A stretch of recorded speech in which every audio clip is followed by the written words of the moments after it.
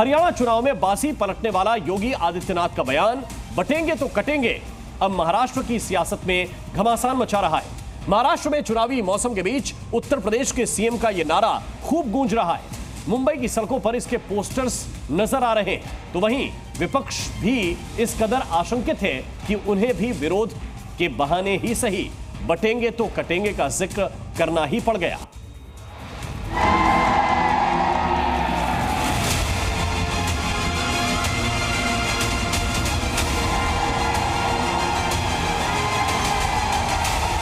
बटेंगे तो कटेंगे, एक रहेंगे तो नेक रहेंगे। राष्ट्र तब सशक्त होगा जब हम एक रहेंगे, नेक रहेंगे। याद रखना, बटे तो कटे, ये कभी नहीं होने देना है।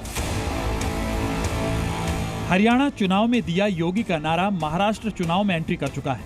हरियाणा चुनाव में योगी बीजेपी के लिए हार्डकोर हिंदुत्व का बड़ा चेहरा रहे और जीत का कारण भी।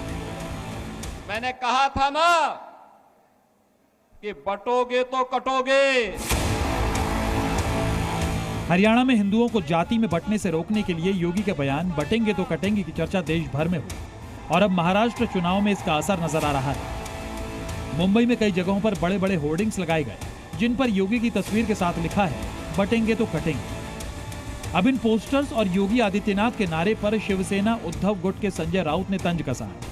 संजय राउत ने लोकसभा चुनाव में यूपी के नतीजों को टारगेट करते हुए कहा कि महाराष्ट्र शिवाजी का राज्य है, यहाँ न बटेंगे न कटेंगे। हम उनका आदर करते हैं बाबा जी का। बाबा जी तो अपने खुद के उत्तर प्रदेश में अपनी पार्टी को नहीं बचा पाए, लोकसभा में अपने खुद के उत्तर प्रदेश में ऐसी सीटें हैं, अयोध्या नहीं बचा पाए, चित्रकूट नहीं बचा पाए। पोस्टर लगने तो यहाँ न कोई बटेगा न कोई कटेगा। ये महाराष्ट्र है भाई, ये फुले शाहू अंबेडकर और छत्रपति शिवाजी महाराज का महाराष्ट्र है। आपको बता दें कि मुंबई के अंधेरी ईस्ट, वेस्टर्न एक्सप्रेस हाईवे और बांद्रा के इलाके में होर्डिंग्स लगाए गए हैं जिनके जरिए हिंदुओं को एकजुटता का संदेश दिया जा रहा है। हरियाणा चुनाव में योगी आदित्यनाथ का एक भाषण था, बटेंगे तो कटेंगे। इस भाषण का उपयोग अब महाराष्ट्र में भी दिखाई दे रहा है। बाकायदा पोस्टर लगाकर पूरे मुंबई में इस तरह के योगी आदित्यनाथ के पोस्टर लगे हैं और ये कहा गया है बटेंगे तो कटेंगे, एक रहेंगे तो नेक रहेंगे, सुरक्षित रहेंगे। एक तरह से पॉलिटिकली फायदा भी जो है बीजेपी को मिला था और अब क्या वही फायदा महाराष्ट्र में लेने की कोशिश है, ये अपने आप में एक सवाल है। ये होर्डिंग्स लगाने वाले विश्व बंधु राय किसी पार्टी से नहीं जुड़े हैं, लेकिन योगी के बड़े सपोर्टर हैं।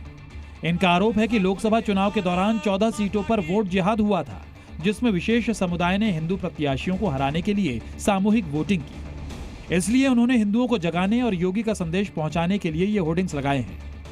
संदेश सही है, उसका उदाहरण आप हरियाणा में देख चुके हैं कि बटेंगे तो कटेंगे। वो संदेश का यहाँ तक वो लागू हो गया और यहाँ लोग हैं, उनके मानने वाले लोग हैं। कैसे बटेंगे तो कटेंगे, मतलब क्या देखा आपने कि आपको लगता है कि नहीं ये जो उसकी करंट की राजनीति जो विपक्ष करता है उसका मैंने जवाब और संदेश देने का कोशिश किया। हरियाणा के चुनावी रण से निकले योगी आदित्यनाथ के अमोघ अस्त्र को आरएसएस का भी सपोर्ट मिला है। मथुरा में राष्ट्रीय स्वयं सेवक संघ के राष्ट्रीय महासचिव दत्तात्रेय होसबोले ने भी हिंदू एकता को जरूरी बताते हुए कहा कि अगर अलग अलग रहेंगे तो जरूर कटेंगे। समाज की एकता एकात्म था। हम जाति भाषा प्रांत के अगर पिछड़ा भेद से हम करेंगे तो हम कटेंगे। तो इसलिए एकता आवश्यक है किसी भी राष्ट्र के, राष्ट्रीय एकता। योगी और उनके बयानों का महाराष्ट्र चुनाव में कितना फायदा होगा, योगी ने हरियाणा में जो कहा उसका असर महाराष्ट्र में क्या होगा, ये जानने के लिए जी न्यूज ने इन इलाकों में लोगों से बात की जहां ये पोस्टर्स लगे हैं। मायने जरूर रखता है, क्यों नहीं रखता। महाराष्ट्र में नहीं पूरा भारत में मायने रखता है ये बात। हर हिंदू को एकता बना के रखना चाहिए। अब हम एक रहेंगे ना तो बहुत, अगर ये अलग हो जाएंगे तो कुछ काम नहीं करता। इसी तरह एक संदेश है कि हम लोग मिलकर साथ रहें और जो योगी जी ने बोला है, बहुत अच्छी बात बोली है कि हम लोग अगर बटेंगे तो कटेंगे, ये तो सत्य है। दरअसल हरियाणा चुनाव के बाद योगी आदित्यनाथ बीजेपी में हिंदुत्व के सबसे बड़े चेहरे में से एक बन चुके हैं। सोशल मीडिया से लेकर ग्राउंड तक हिंदू बहुल इलाकों में उनकी लहर है। इसी का नतीजा है कि हरियाणा में योगी ने 14 सीटों पर प्रचार किया, जिसमें से बीजेपी को 9 सीटों पर जीत मिली। अब बीजेपी समर्थक और खुद पार्टी भी चाहती है कि हरियाणा वाला माहौल महाराष्ट्र ट्रांसफर हो जाए, विपक्ष के जाति कार्ड पर हिंदुत्व की लहर हावी हो जाए, क्योंकि महाराष्ट्र चुनाव में 1 महीने से भी कम समय बचा है। लिहाजा अभी से माहौल बनना भी शुरू हो चुका है। मुंबई से अश्विन पांडे के साथ ब्यूरो रिपोर्ट, जी मीडिया। जी न्यूज़।